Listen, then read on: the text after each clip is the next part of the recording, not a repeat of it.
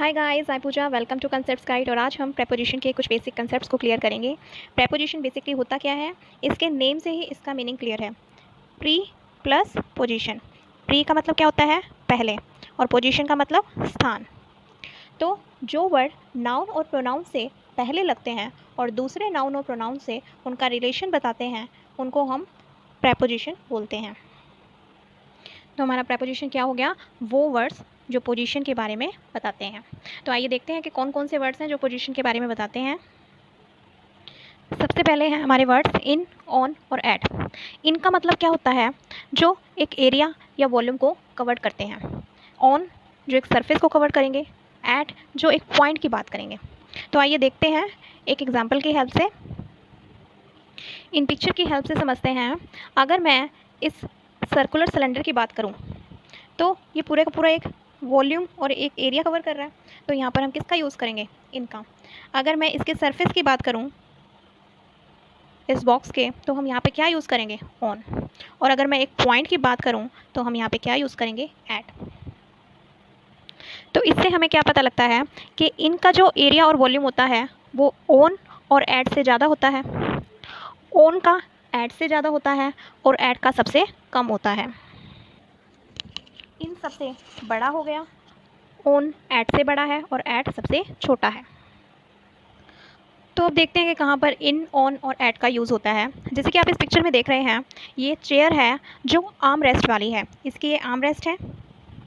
तो अगर हम इस चेयर में बैठेंगे तो हम कहाँ बैठेंगे, इस वाले एरिया में बैठेंगे। ये पूरा का पूरा एक एरिया या वॉल्यूम कवर करेगा,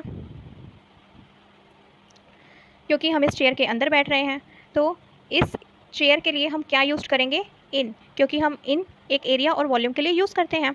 तो इस सेंटेंस में क्या आ जाएगा, I am sitting dash the chair, I am sitting in the chair.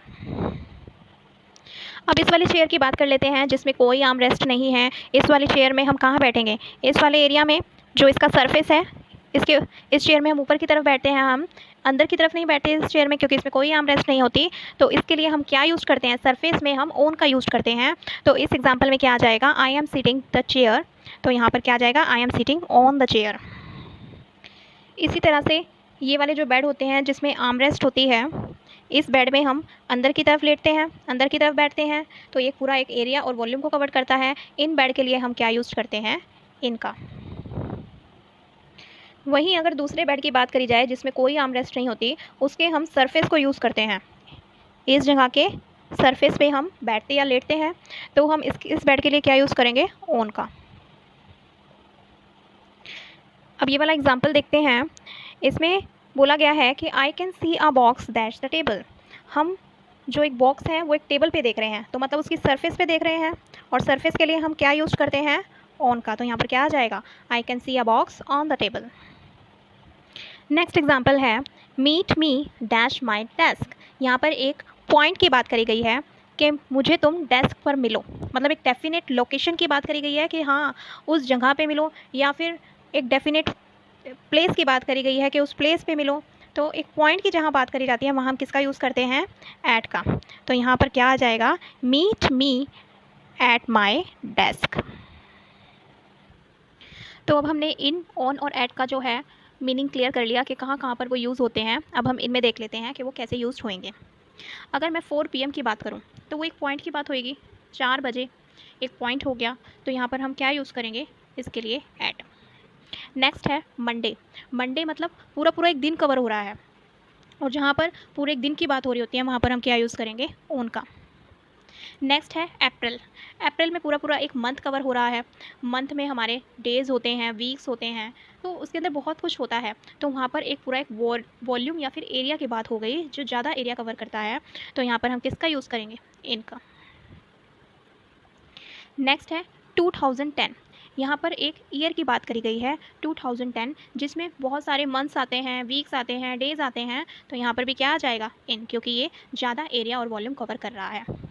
Next है 15 अगस्त। 15 अगस्त मतलब पूरे पूरे एक डे की बात करी जा रही है, 15 अगस्त के पूरे पूरा डे, जिसमें पूरा पूरा दिन कवर हो रहा है, जिसकी वजह से ज़्यादा टाइम कवर हो रहा है। तो इसलिए यहाँ पर क्या आ जाएगा, ऑन। नेक्स्ट है कि मॉर्निंग, इवनिंग और नाइट में हम इन, ऑन और एट को कैसे यूज़ करते हैं वो देखेंगे। जो हमारा मॉर्निंग और इवनिंग होता है उसमें हम वेलकम यूज़ करते हैं। जब भी कोई कोई आएगा तो हम उसका वेलकम करते हैं, हम क्या बोलते हैं बेसिकली गुड मॉर्निंग। अगर शाम का टाइम है, रात का टाइम है, तो हम क्या बोलेंगे गुड इवनिंग। तो एक ये लॉन्ग टाइम कवर करते हैं, तो इसमें हम क्या यूज़ कर लेते हैं, इनका यूज़ कर लेते हैं। लेकिन अगर हम नाइट के टाइम की बात करें, जब हम किसी को बाय बाय कर रहे होते हैं उस वाले टाइम की बात करें, तो हम एक पॉइंट की बात कर रहे होते हैं। हम किसी को बाय बाय कब करते हैं, जब हम किसी को अलविदा कर रहे होते हैं कि ठीक है अब हम बाद में मिलेंगे।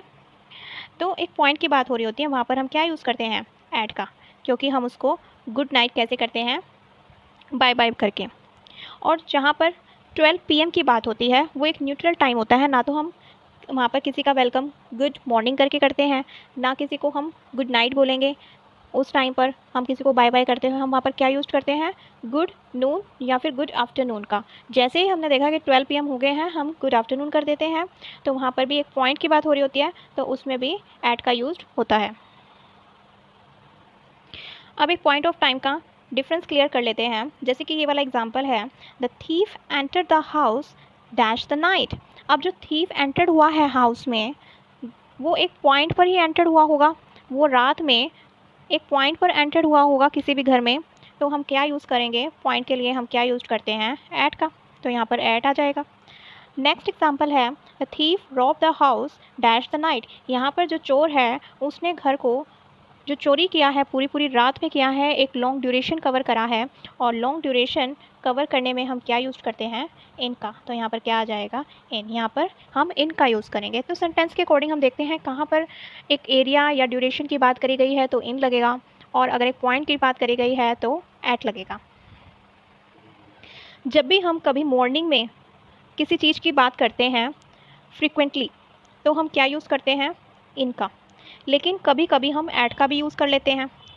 जैसे हम किसी को नाइट में बाय बाय कर रहे हैं, या फिर आफ्टरनून का टाइम आ गया 12 PM का, तो हम ऐट यूज़ कर लेते हैं। तो कभी कभी हम ऐट का यूज़ कर लेते हैं, लेकिन फ्रिक्वेंटली हम ज़्यादातर इन का ही यूज़ करते हैं, क्योंकि हम किसी को वेलकम के लिए इन यूज़ करते हैं जो एक लॉन्ग टाइम कवर करता है। और नाइट में बात करते हैं तो हम जनरली तो ऐट का ही यूज़ करते हैं, क्योंकि हम नाइट में किसी को बाय बाय करने के लिए किसका यूज़ करते हैं, गुड नाइट का, जो एक पॉइंट ऑफ टाइम है। तो इसमें हम ज़्यादातर तो ऐट का यूज़ करते हैं, लेकिन कभी कभी हम इनका भी यूज़ कर लेते हैं। जैसे अगर कोई नाइट में ही हमारे घर आ गया तो हम उसका वेलकम करेंगे, तो इन यूज़ करेंगे।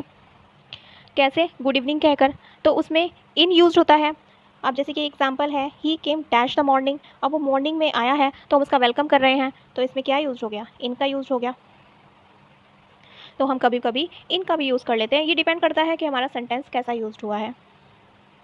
तो ऐट में हम नाइट और आफ्टरनून में ऐट यूज़ करेंगे, और इन में मॉर्निंग और इवनिंग में हम इन यूज़ करेंगे। अब कुछ इंपॉर्टेंट वर्ड्स हैं, जैसे कि last Sunday, coming Sunday, next Sunday, today, tomorrow. जहाँ पर भी इन वर्ड्स का यूज़ हो जाता है वहाँ पर हम कोई भी इनके साथ प्रपोजिशन का यूज़ नहीं करते हैं। ये बहुत ही इंपॉर्टेंट है पॉइंट। तो आज हमने इन, ऑन और ऐट को कवर करा। अगर कोई भी डाउट है तो आप मुझसे कमेंट सेक्शन में पूछ सकते हैं। आगे आने वाली वीडियो में हम बाकी वर्ड्स को कवर करेंगे। तब तक के लिए thank you and bye bye.